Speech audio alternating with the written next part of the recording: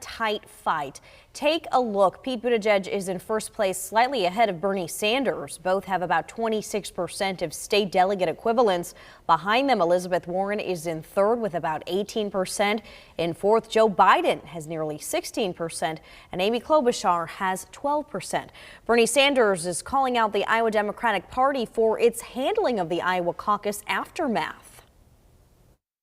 Look, all I can say about Iowa is it was an embarrassment. It was a disgrace to the good people of Iowa who take their responsibilities in the caucuses very seriously. They screwed it up badly, is what the Iowa Democratic Party did.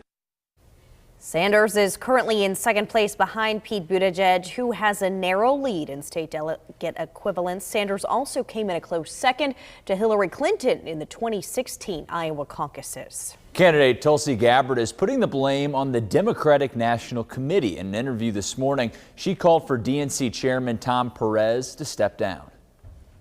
Ultimately, this is a failure of leadership, and I think the DNC chair, Tom Perez, should resign. On the second alignment, Democratic candidates have been highly critical of the slow release of results from the Iowa caucuses. But during an interview on CNN's State of the Union this morning, Perez said he would not resign. Perez instead said he'd like to see the caucus system as a whole eliminated.